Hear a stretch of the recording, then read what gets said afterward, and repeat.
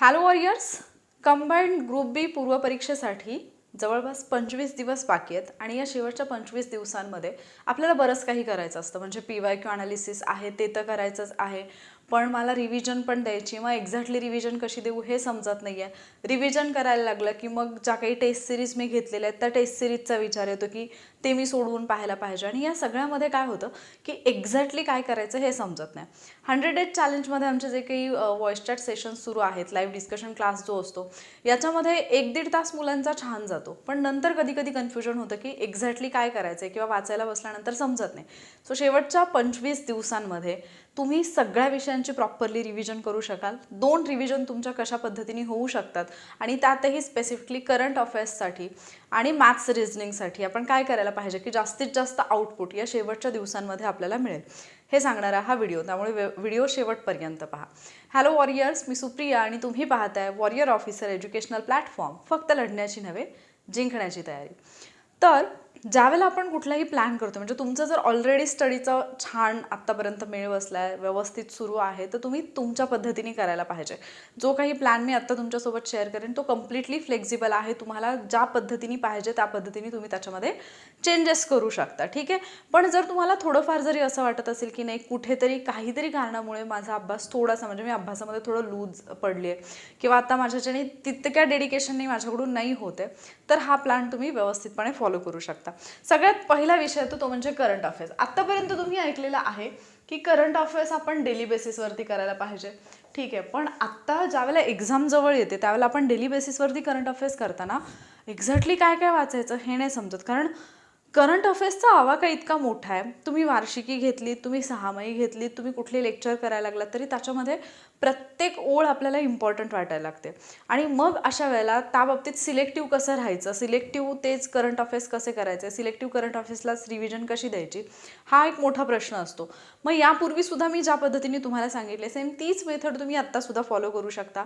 ते म्हणजे तुम्ही कुठल्याही चांगल्या 2-3 क्लासेसच्या ज्या टेस्ट सिरीज आहेत आत्ता 2025च्या एक्झामसाठी म्हणून ज्या टेस्ट सिरीज घेतलेल्या आहेत त्या टेस्ट सिरीजमधले करंट अफेअर्सचे जे प्रश्न आहेत ते प्रश्न सेपरेटली काढा आणि त्या सगळ्या प्रश्नांची रिव्हिजन करा.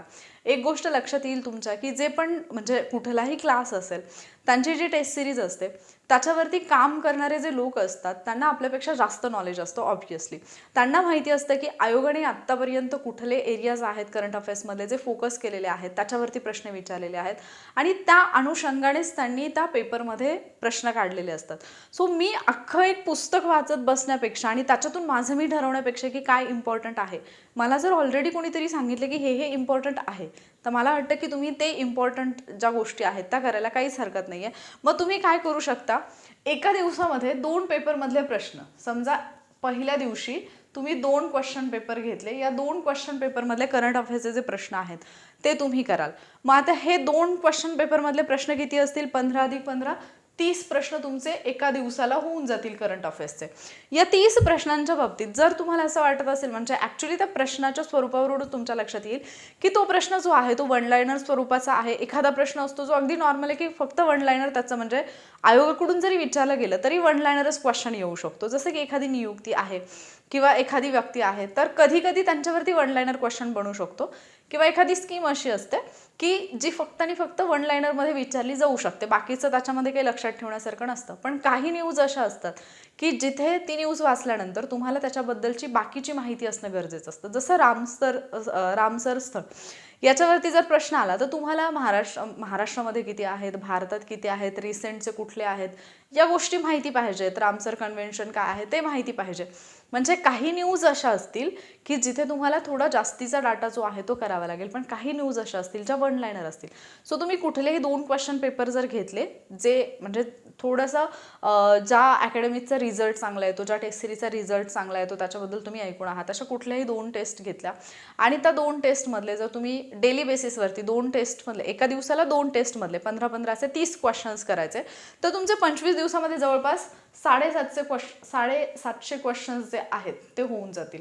आणि या 750 क्वेश्चन्समधून ऑब्वियसली जे काही तुम्हाला 15 प्रश्न येणार आहेत त्याच्यातले 12पर्यंत तर प्रश्न जे असतील ते तुम्ही इझिली सॉल्व्ह करू शकाल. कारण ज्यावेळेला एक टेस्ट सिरीज येते त्याच्यामध्ये जर 10 टेस्ट असतील तर त्यांनी ज्या काही 10 टेस्ट दिलेल्या असतात त्याच्यामध्ये त्या लोकांना पण खात्री असते की आपल्या या 10 टेस्टमधून नाही म्हटलं तरी 9-10 क्वेश्चन्स कव्हर होतील. आणि तुम्ही जर वेगवेगळ्या 2-3 टेस्ट सिरीज जर पाहत असाल तर ऑब्वियसली इथे तुमचे बरेचसे क्वेश्चन आणि बराचसा करंटचा डाटा जो आहे तो कंप्लीट होतो. ज्या मुलांनी आत्तापर्यंत करंट फार सिरियसली केलेलं नाही आहे किंवा करंटला वेळ नाही देता आला त्यांच्यासाठी ही टेक्निक फार उपयुक्त ठरू शकते. तुम्ही ऑलरेडी जर करंट फार चांगल्या पद्धतीने अभ्यासलेला असेल, तुमच्या स्वतःच्या नोट्स असतील किंवा बुकमध्ये तुम्ही हायलाईट केलेलं असेल तर तुम्ही तेच जे तुम्ही ऑलरेडी जे केलेलं आहे ते तुम्ही रिवाईज करा. फार तर या टेस्ट सिरीजमधले प्रश्न तुम्ही आपला अभ्यास किती झाला किंवा आपल्याला किती लक्षात आहे हे पाहण्यासाठी म्हणून तुम्ही ते सॉल्व्ह करू शकता. त्याच्यानंतर येतो मॅथ्स रिझनिंगचा प्रश्न. जेव्हा आता मॅथ्स रिझनिंग आहे, current affairs and maths reasoning हे तुम्हाला उरलेल्या दिवसांमध्ये डेली बेसिसवरती करायचंच आहे काहीही झालं तरी. कारण मॅथ्स रिझनिंग आणि करंट अफेअर्स हे दोन्ही सब्जेक्ट, मॅथ्स रिझनिंग तर इतकं इम्पॉर्टंट आहे की हा मेरिट डिसाईड करणारा सब्जेक्ट झालेला आहे सध्या. मग मॅथ्स रिझनिंगचं तुम्ही काय करू शकता, ॲटलिस्ट एक क्वेश्चन पेपर MPSCचा, ॲटलिस्ट एक क्वेश्चन पेपर MPSCचा. मग तो कंबाईंड ग्रुप बीचा प्रीचा कुठलाही असेल 17 ते 24 पर्यंतचा घ्या, ग्रुप सीचा कुठलाही असू शकतो 17 ते 24 पर्यंतचा घ्या. आणि त्याच्यामध्ये आलेले आता रिसेंटली 20 प्रश्न येत आहेत, त्याच्या आधी 15 प्रश्न आलेले, त्याच्यामध्ये असणारे जे काही प्रश्न आहेत ते प्रश्न तुम्ही म्हणजे 15 किंवा 20 प्रश्न, हे प्रश्न जे आहेत हे तुम्ही टाईम लावून सोडवाल. मॅथ्स रिझनिंगला टाईमचं जे काही बंधन आहे ते तुम्ही ठेवायला पाहिजे. टाईम लावून ते प्रश्न सोडवा. तुम्हाला एक आयडिया येईल की कमी टाईममध्ये माझे प्रश्न सोडून होत आहेत का, ॲक्युरसी मला मेंटेन करता येते का, 15 प्रश्नांपैकी कुठला प्रश्न असा आहे जो की मला तिथेच समजते का की हा स्किप करायचा क्वेश्चन आहे, हा मला इगोवरती घ्यायचा नाही आहे क्वेश्चन. या सगळ्या गोष्टी समजून घेऊन तुम्ही जर प्रॅक्टिस कराल तर डेफिनेटली एक्झामच्या दिवशीसुद्धा तुम्ही मॅथ्स रिझनिंगमध्ये खूप चांगलं परफॉर्म करू शकाल. त्यामुळे मॅथ्स रिझनिंगला या पद्धतीने प्रॅक्टिस करा. सो ग्रुप बीचे पेपर्स, ग्रुप सीचे पेपर्स आणि त्याच्यानंतर मग तुम्ही जर समजा एक पेपर केला, सोडवला, फक्त तेवढ्यावरती थांबू नका. जर एखाद्या पेपरमध्ये 15 प्रश्न आहेत, यूट्यूबवरती खूप सगळे लेक्चर्स तुम्हाला पाहायला मिळतील जिथे तुम्हाला प्रॅक्टिस क्वेश्चन्स पाहायला मिळतात. तर काय कराल, एक व्हिडिओ प्ले कराल, त्याच्यामधले जे क्वेश्चन्स आहेत, बोर्डवरती जो टीचरनी लिहिलेला प्रश्न असेल तो तुम्ही स्वतः सॉल्व्ह करून पाहाल अँड देन तुम्ही नंतर आन्सर चेक कराल. लक्षात ठेवा, मॅथ्स रिझनिंगला व्हिडिओ पाहून तुम्ही पास होणार नाही. मॅथ्स रिझनिंगला तुम्हाला पेन हातात घ्यावाच लागणार आहे. ज्यावेळेला तुम्ही वही पेन घेऊन बसाल, तुम्ही स्वतः कॅल्क्युलेशन कराल, त्यावेळेला तुमची ती ॲक्युरसी पण वाढते, तुम्हाला ते स्पीड पण मेंटेन होतं. व्हिडिओ पाहताना आपल्याला ती मेथड खूप इझी वाटते, पण जेव्हा आपल्याला स्वतःला अप्लाय करायची असते, आपण जर प्रॅक्टिस केलेली नसेल तर एक्झाममध्ये आपल्याला ते नाही आठवत की कुठल्या कुठल्या स्टेप्स होतात. त्यामुळे तुम्ही स्वतः ती प्रॅक्टिस करणं गरजेचं आहे. सो उरलेल्या दिवसांमध्ये डेली बेसिसवरती हे करा. आता उरतो प्रश्न, बाकीचे जे आपले GSचे 5 सब्जेक्ट आहेत यांचं काय करायचं. तुमच्याकडे टोटल डेज किती आहेत, 25 डेज. या 25 डेजमध्ये तुम्हाला 2 रिव्हिजन द्यायच्या आहेत. मग तुम्ही काय कराल, सुरुवातीला हे जे काही 5 सब्जेक्ट आहेत, polity, then economics, then science, history and geography, याच्यामध्ये लक्षात ठेवा हे 3 सब्जेक्ट जे आहेत याच्यामध्ये मॅक्झिमम मार्क्स घेण्याचा प्रयत्न करा. ज्यावेळेला तुम्ही याच्यामध्ये मॅक्झिमम मार्क्स घ्याल तुम्ही ऑटोमॅटिकली मेरिटमध्ये याल, कारण हे 2 सब्जेक्ट तर तुम्ही डेली बेसिसवरती करताय. याचा अर्थ असा नाही की हिस्ट्री आणि जॉग्राफी करू नका. हिस्ट्री आणि जॉग्राफीमध्ये 8, 9, 10 पर्यंत मार्क्स येतात. 8, 9 तुम्हाला घ्यायला काही हरकत नाही आहे. हिस्ट्रीमध्ये पण 7, 8 मार्क्स घ्यायला काही हरकत नाही आहे. ज्यांचं हिस्ट्री स्ट्रॉंग आहे मुलांनी 10 पैकी 10 मार्क्स पण घेतलेले आहेत. आता आपल्याला सब्जेक्ट कसा जातो त्याच्यावरती आहे की आपला अभ्यास किती आहे, त्याच्यावरती तुमचा स्कोर ठरणार आहे. मग तुम्ही सुरुवातीला काय कराल, पॉलिटीसाठी 3 दिवस द्याल. 3 दिवसांमध्ये तुम्ही पॉलिटी कंप्लीट कराल. एका दिवशी 5 ते 6 टॉपिक तुमचे इझिली होतील. याच्यासाठी आणि याच्यासाठी दिलेला वेळ सोडून समजा तुम्ही या दोन्हीसाठी 1-1 तास जरी देत असाल, बाकीचा वेळ तुम्ही पॉलिटी कराल. पहिले 3 दिवस त्याच्यामध्ये पॉलिटीचे दिवसाला 5-6 चॅप्टर जे आहेत आता तुम्ही रिवाईज करताय, त्यामुळे रिव्हिजनमध्ये तेवढे टॉपिक तुमचे व्हायला पाहिजेत. अभ्यास करताना वेगळी गोष्ट, पण रिव्हिजन करताना हे होणं फार गरजेचं आहे. देन तुम्ही इकॉनॉमिक्ससाठी पण 3 दिवस द्याल, सायन्ससाठी 3 दिवस द्याल, हिस्ट्री आणि जॉग्राफी 3 डेज तुम्ही द्याल इथे. ठीक आहे. जर समजा तुम्हाला असं वाटत असेल की जॉग्राफी माझं बऱ्यापैकी झालेलं आहे, माझं जर 2 दिवसामध्ये जॉग्राफीची रिव्हिजन होत असेल, एका दिवसात माझी भारताची होते, एका दिवसात महाराष्ट्राची होते, हा 1 दिवस जो आहे एक्स्ट्राचा उरलेला हा तुम्ही इकडच्या कुठल्या तरी एखाद्या सब्जेक्टला द्या, जो सब्जेक्ट तुम्हाला असं वाटतं की थोडासा जास्त वेळ माझा घेत आहे, मे बी इकॉनॉमिक्स आहे, सायन्स आहे, तर ते रिवाईज करायला मला थोडासा जास्त वेळ लागेल, तर तो एखादा दिवस तुम्ही इकडे देऊ शकता. सेम हिस्ट्रीच्या बाबतीत पण जर तुमची रिव्हिजन 2 दिवसांमध्ये होत असेल तर तो एक दिवस तुम्ही तिकडे द्यायला काहीच हरकत नाही आहे. आता हे झाले पहिले तुमचे 15 दिवस. उरतात तुमच्याकडे एक्झामसाठी नंतर किती दिवस? आता उरले फक्त आपल्याकडे 10 दिवस. या शेवटच्या 10 दिवसांमध्ये काय करायचं? परत या 10 दिवसांमध्ये पॉलिटीसाठी 2 दिवस द्या, इकॉनॉमिक्ससाठी 2 द्या, सायन्ससाठी 2 द्या, हिस्ट्रीसाठी 1 द्या आणि जॉग्राफीसाठी 1 दिवस द्या. इथे झाले तुमचे 8 दिवस. ठीक आहे, इथे झाले तुमचे 15 दिवस. आता अजूनही तुमच्याकडे 2 दिवस शिल्लक आहेत. हे जे 2 दिवस आहेत लास्टचे, या 2 दिवसांमध्ये एकतर स्वतःला फार सांभाळायचं. पहिली गोष्ट, कुठल्याही कारणाने स्वतःला डिस्टर्ब होऊ द्यायचं नाही.